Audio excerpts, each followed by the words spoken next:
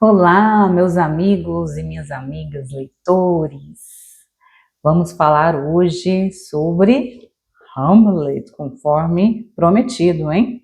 Nossa primeira análise de livros aqui. Sejam todos muito bem-vindos.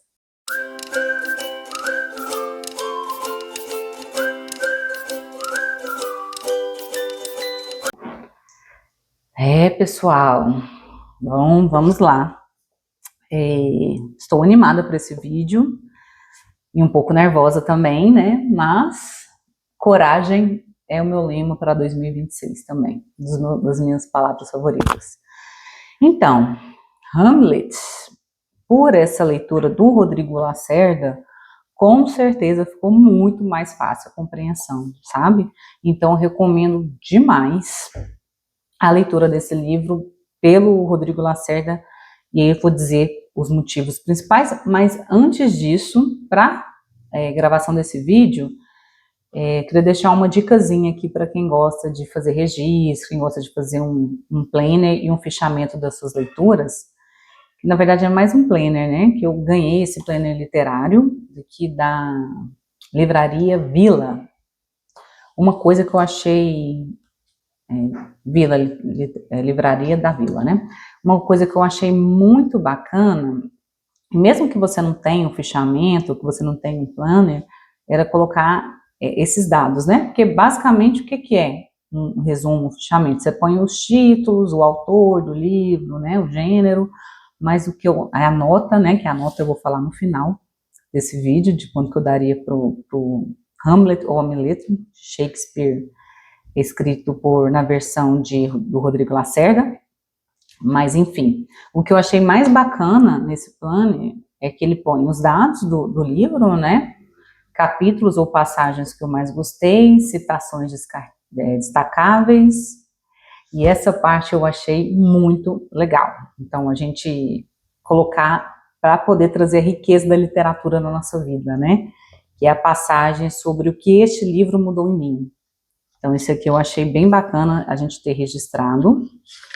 E o que mais amei no livro, para quem indicaria e onde eu li, se foi um livro físico, no caso aqui eu coloquei se era livro físico, se era Kindle, né? E outras anotações gerais. E eu fiz o dever de casa. Olha só, anotei tudo direitinho aqui para vocês. Tá vendo? Para vocês verem que estou preparando esse vídeo há muito tempo. Demorou para sair, mas é porque eu estava tendo um cuidado aqui para a gente tentar passar a menos vergonha possível, né?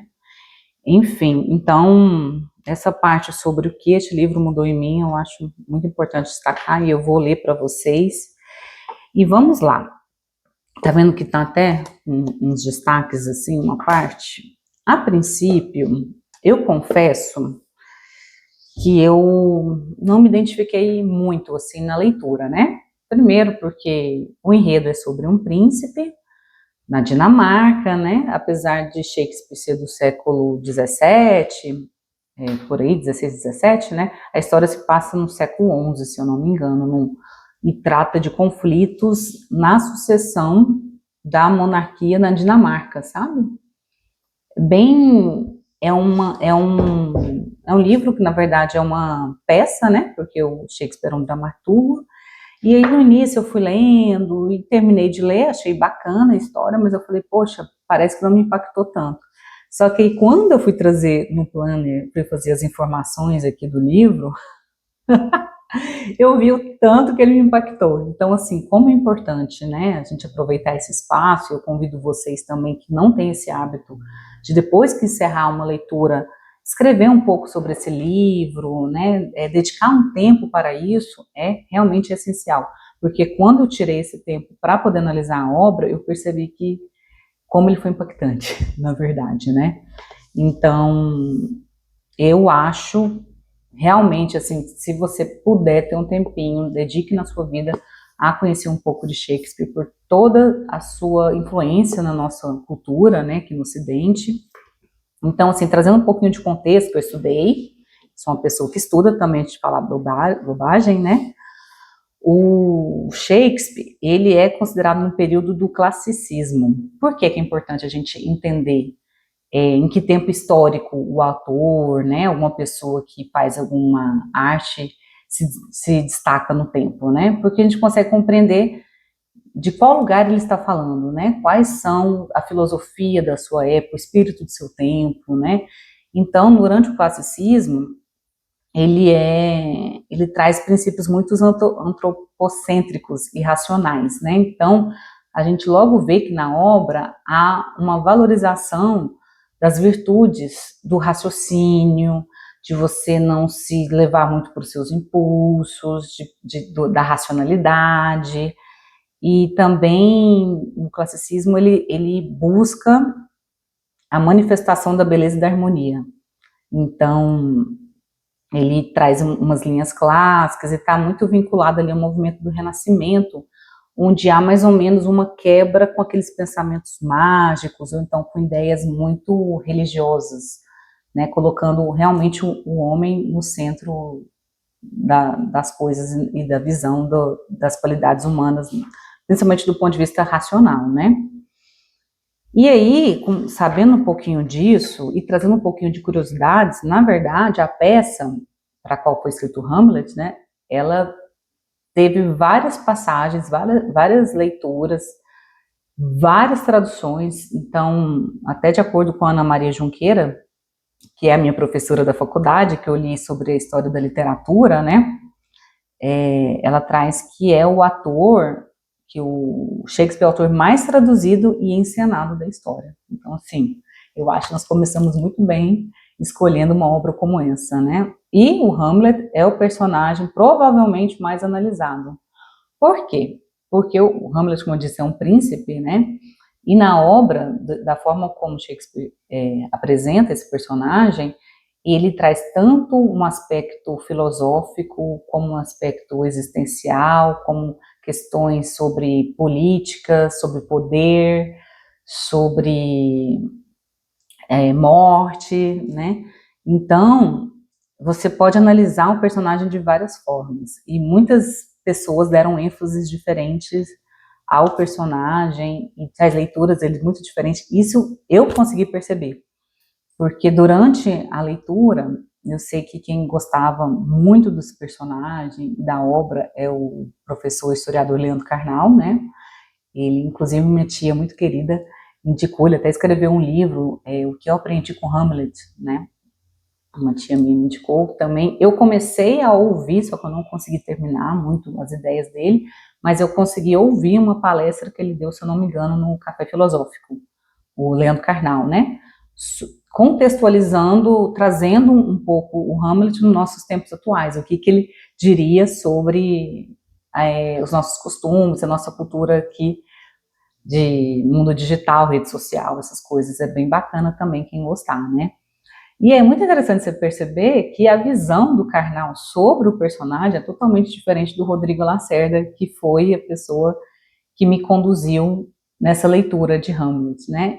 O Carnal tem, pelo menos demonstra uma grande admiração, né?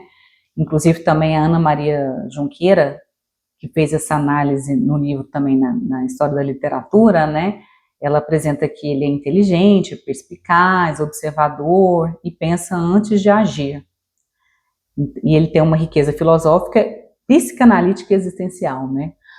Só que, vou dar a minha visão, gente, assim, porque eu tô sendo bem metida, né? Mas se eu não puder falar no meu canal o que eu penso, então fica difícil. Já o Rodrigo Lacerda, ele apresenta uma percepção dele, mas como se ele estivesse amadurecendo durante a obra e me apresenta até um pouco de falta de paciência com a falta de ação dele, de Hamlet, né? Porque qual que é mais ou menos o contexto, sem dar muitos spoilers, né? Mas é bem famoso. A trama se inicia quando o pai do Hamlet, né? Ele é um príncipe, o pai dele do mesmo nome que era Hamlet também morreu. E aí na história da Dinamarca, quem seria o sucessor seria ele, né? O filho do pai, a não ser que se a mãe viúva, né, que era a esposa do pai dele, né, se casasse com outra pessoa. Aí essa outra pessoa seria o rei. E o que acontece? A mãe dele, do Hamlet, se casa com um tio dele, que era irmão do pai, né? E aí ele perde a sucessão do trono e aí causa um monte de conflitos essa questão dele não ser mais o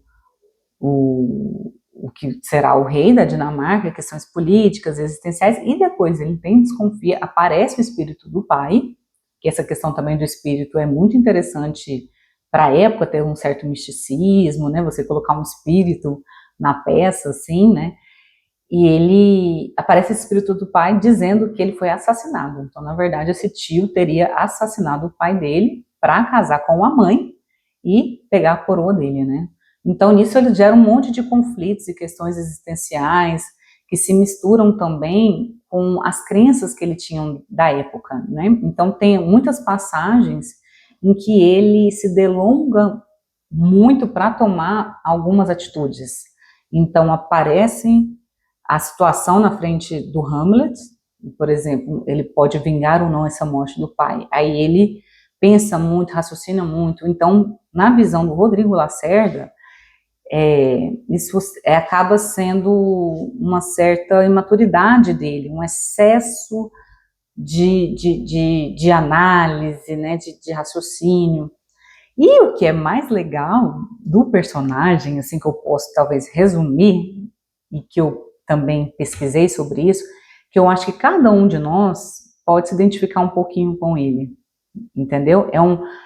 Quando um ator escreve um personagem como no Hamlet, é de uma forma tão magistral que cada um de nós conseguimos nos colocar em algumas atitudes, né, em alguma situação vivenciada por ele, né.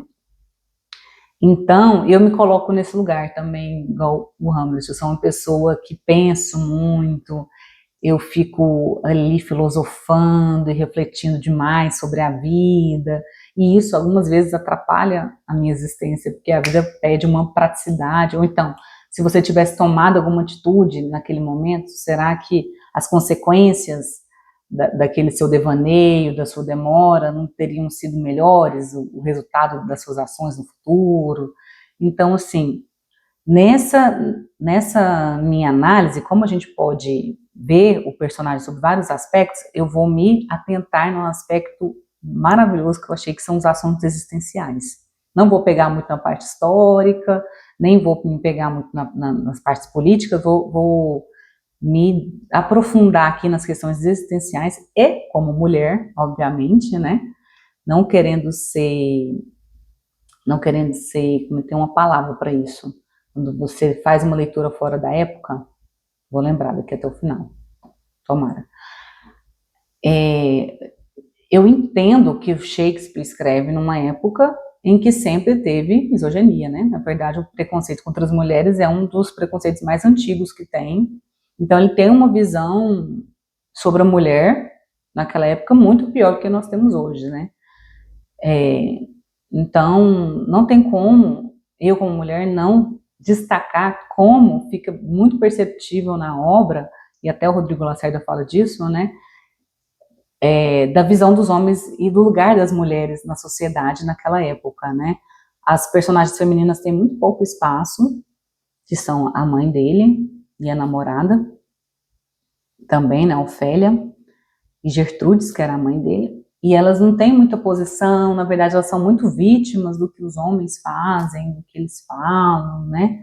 Inclusive tem uma passagem que é clássica, né, até famosa, em que o Hamlet está muito chateado, ele está assim, griladíssimo com a mãe dele ter casado com o tio, né, que ele é uma grande traição, e acho que é no primeiro monólogo, na verdade, é no primeiro monólogo, porque a peça são divididos em 5 atos e tem alguns monólogos, né, dos personagens, e os monólogos do Shakespeare, do Hamlet são muito interessantes.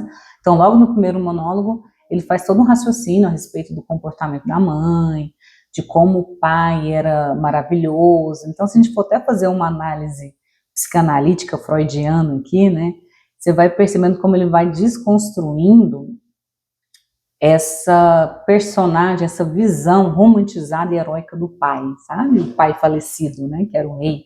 Então você vê uma certa ingenuidade, aquele amor pueril, né, de quando a gente é bem novo, que a gente desumaniza nossos pais e colocam eles quase como heróis, seres perfeitos, né? E aí, nesse primeiro monólogo, ele desconstrói, ele mantém o pai nesse lugar e desconstrói a mãe, fala como que você pode já nem ter esperado esfriar o cadáver do meu pai já tá com outra pessoa, com meu tio, que é tão ruim. E tem essa frase clássica. Na verdade, o Hamlet é cheio de citações e de frases que nos influenciam até hoje, inclusive essa, né, que ele arremata todo esse pensamento sobre a mãe dele e fala a seguinte frase, né, traição, teu nome é mulher. Ou seja, ele generaliza. E a partir daí ele começa a reproduzir um certo ódio, um certo rancor contra a figura feminina, inclusive descontando muitas coisas na sua namorada, no seu par romântico, que seria a Ofélia, né? Que na obra demonstraria talvez a personagem mais inocente, mais que traz essa inocência que na política e nos mundos de poder não pode ter, né? Ela acaba sofrendo as consequências de viver nesse mundo, de estar relacionado com ele, e, enfim, não tem um final muito legal, né? A Ofélia. Então, tem essa passagem. Tem uma outra também que ele fala no monólogo, ou num diálogo. Na verdade, lembrei, na folha 46, que eu vou ler para vocês, que eu faço questão de falar, porque eu só li análise de homens, né? Então, eu li pouco análise de mulheres, ainda em relação a essa questão das mulheres, né? Em que o pai da Ofélia, que é essa namorada, dela tá meio que aconselhando ela a não envolver demais com o Hamlet, que ele é um príncipe. Então ele fala assim, olha, minha filha, presta atenção que mundo que você vive e que mundo que ele vive.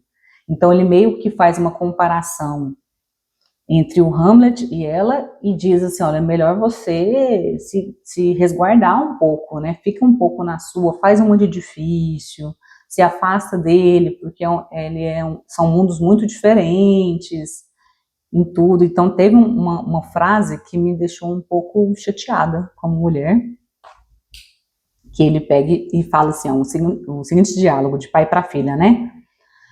Torna mais escassa a tua virginal presença. Faze as contas dele contigo mais difíceis de fechar do que pode uma ordem real. Aí ele diz, quanto ao príncipe, né? Tá comparando os dois. Quanto ao príncipe, acredita apenas o seguinte, que é jovem e com o cabresto mais longo pode andar, ao contrário de ti. Ainda que ele tenha um cabresto, isso é até interessante também no início da obra, ele traz toda uma reflexão que o Hamlet, o Shakespeare no caso, né? O Hamlet, ele não tem muita liberdade de escolha, porque o futuro dele, as escolhas dele, dizem respeito a toda a Dinamarca, né? Como representante real.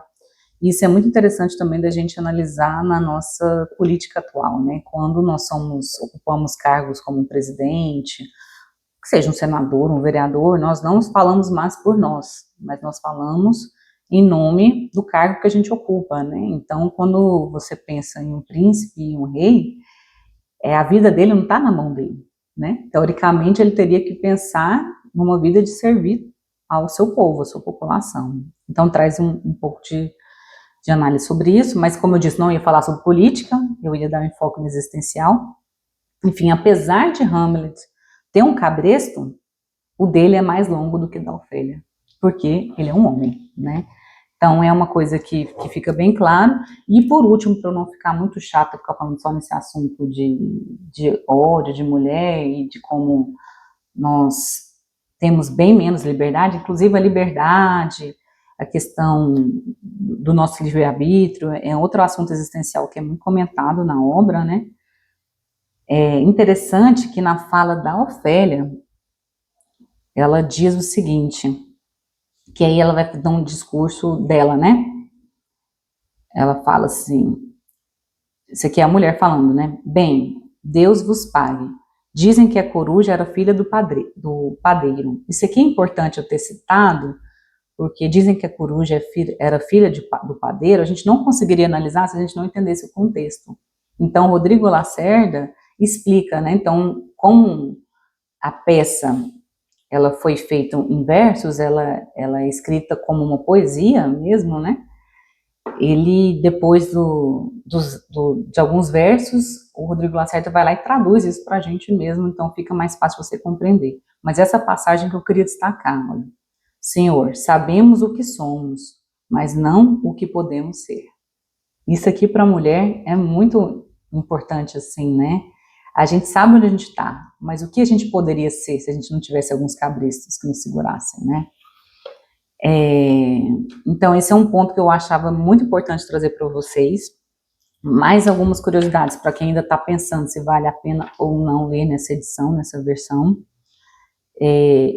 Eu acho que ele traz muita opinião dele, o Rodrigo Lacerda, e ele traduz muitas coisas, isso é excelente.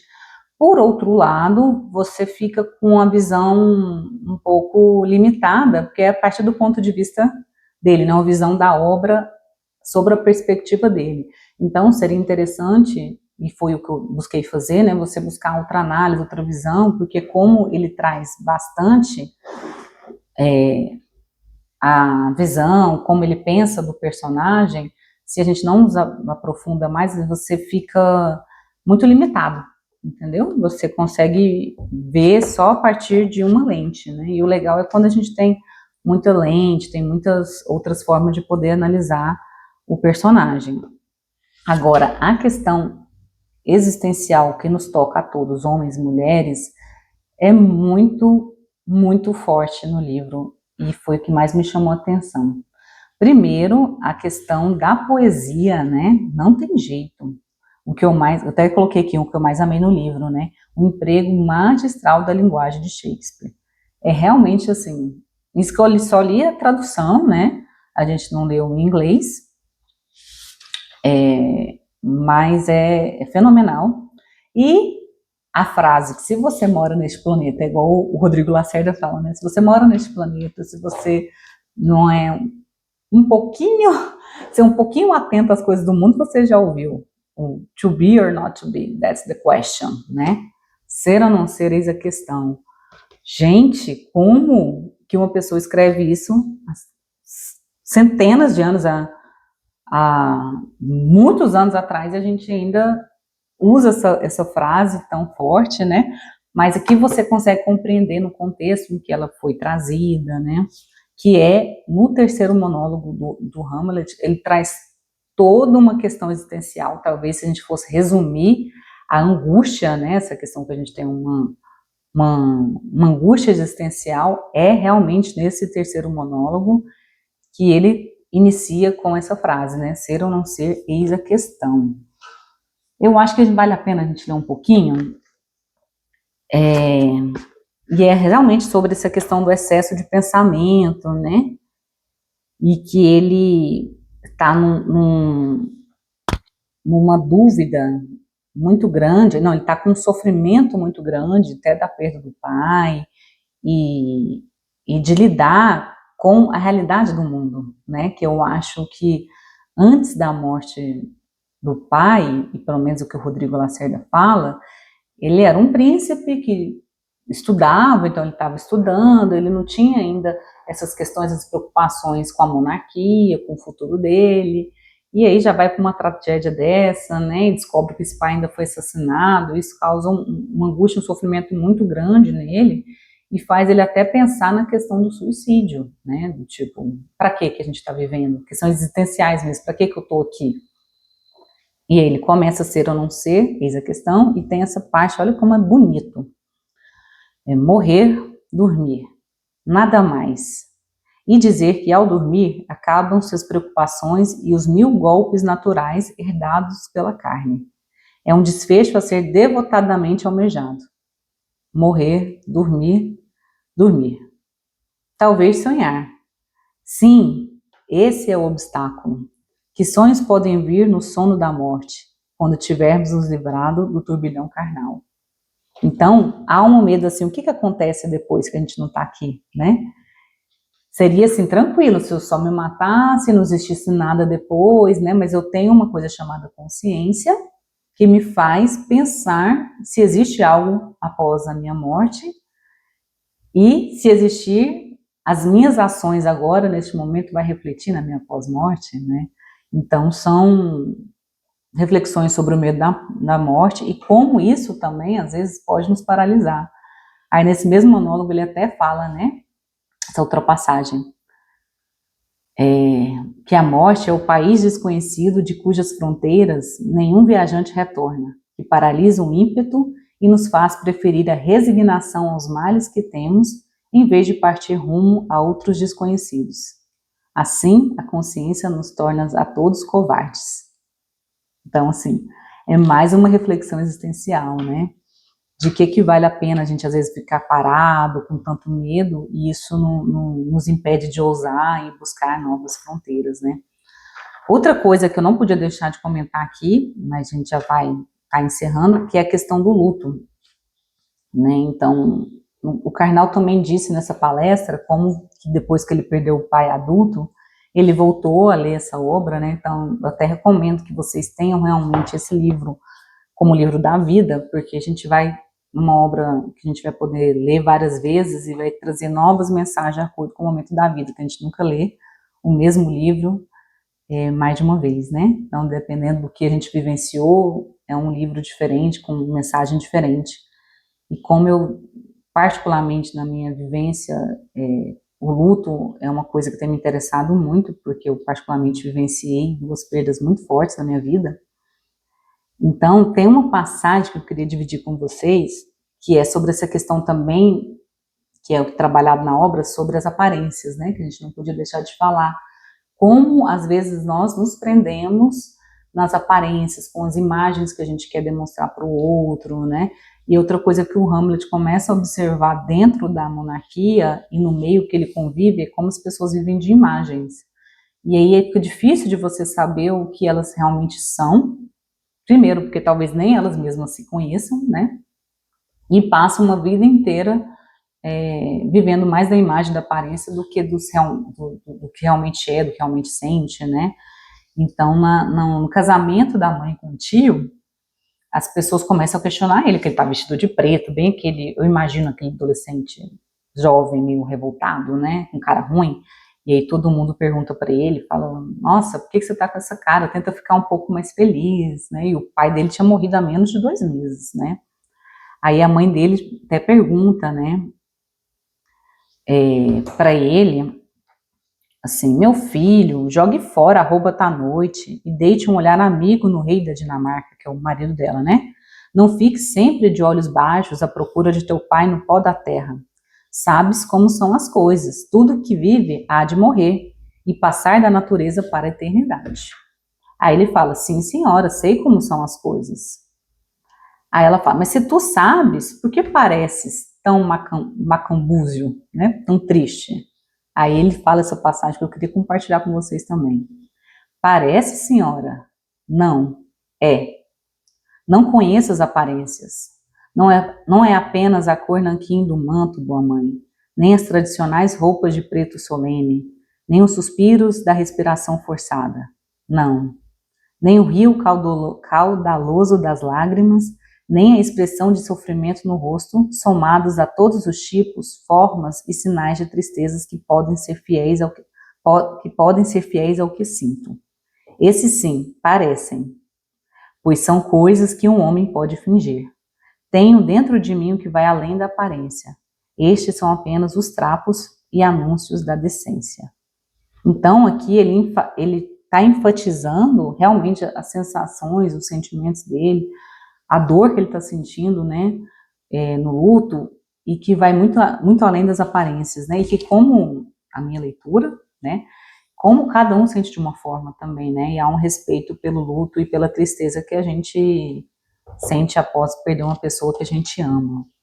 Deixa eu ver se tinha mais alguma coisa que seria bacana a gente comentar. Então, sobre o luto, reflexões sobre a finitude e a necessidade de se desapegar da aparência, acabei de falar. Então, o autor, o Rodrigo Lacerda, ele também é muito corajoso na hora de traduzir, porque realmente ele traz, um contraste muito grande entre toda a poética dos versos do livro, né? Toda robustez, né? São palavras muito difíceis, e o Rodrigo Lacerda, ele traz com uma naturalidade, quase xingando. Ele chama o Hamlet, o filho, né, de Hamlet Jr. Então, ele foi bem corajoso nisso também, aí eu tô junto com ele, sendo corajosa também para falar dessa obra, né? Então, ele traz as ideias de forma muito simples, a peça, né? No caso aqui já, a proposta do Shakespeare é trazer um jogo entre o real e o fingido, tem umas ideias sobre loucura também, né? Se o personagem realmente está louco, está se fingindo de louco. Então, quando a gente vive em um mundo em que todo mundo é falso, e todo mundo vive de aparência, aquele que fala a realidade e joga a verdade, tenta fazer as coisas de forma verdadeira, está sendo louco, né? Que ele está sendo o contrário de todo mundo. Então, assim, gente, leiam, tá? A minha avaliação para essa obra aqui, traduzida por Rodrigo Lacerda, de 10 eu daria 9, vale a pena demais. Eu acho que é um livro que eu vou revisitar em outros momentos. É muito sensível, muito bacana, recomendo. E para a nossa leitura de fevereiro, eu ainda não comecei, porque eu estava esperando fazer esse vídeo aqui com vocês. Eu vou na indicação de uma grande amiga minha. Tudo isso foi resultado daquele primeiro vídeo que eu gravei de boas-vindas, né? Então, eu fui conversando com as pessoas, eu adorei, todo mundo. Quem quiser conversar, se quiser também sugerir uma leitura para mim, coloquem aqui nos comentários, começa a sugerir alguma obra que vocês acham que vale a pena eu ler, a gente compartilhar aqui nesse ano, que eu ainda não escolhi, não fiz uma lista já para 2026, entendeu? Tô deixando bem aberto. Mas, enfim, aí teve uma recomendação da Cris, uma grande amiga minha da faculdade, e neste mês de janeiro eu viajei também, eu fui para a praia, então fui para João Pessoa, a gente fez um city tour super bacana, fui conhecer o centro, assisti também o filme que está indicado ao Oscar, Viva o Brasil, que é O Agente Secreto, né, do Wagner Moura, e o livro, e o filme mostra um Recife com tanto detalhe de uma época, né, um Nordeste, diferente de uma área do nosso Brasil, tão bacana. E eu estava no Nordeste, estava em João Pessoa, então eu fiquei pensando, pô, bacana que o Shakespeare só que fala né, da Dinamarca, de uma outra época, de um outro país, e eu fiquei com vontade de ler alguma coisa sobre o nosso Brasilzão, sobre a nossa história, que não são flores, mas se a gente ama, conhece-te a ti mesmo, né? E conhece também o seu país, a gente tem que conhecer as mazelas e tudo que faz parte dele, né? Então, Torto Arado foi muito indicado, não li ainda, que é do Itamar Vieira Júnior, recebeu várias premiações, ele é uma obra de 2019, traz também duas personagens femininas, dizem que o ator também retrata muito bem o mundo feminino, e o nosso passado escravagista, né? Também, que fala sobre trabalhadores rurais, no Nordeste, do Brasil, enfim. Quem já leu, diz aí o que vocês acharam, se vale a pena. Então, vai ser nossa leitura de fevereiro, e mês que vem eu vou trazer aqui minha análise sobre esse livro, tá certo? Então, por favor, gente, comentem o que vocês acharam, dão um feedback, falem se vocês já leram também o Hamlet, ou então o Torto Arado, o que vocês acharam, e tragam indicações para mim, para a gente movimentar esse mundo da leitura que é tão gostoso e faz tão bem para a gente, tá certo?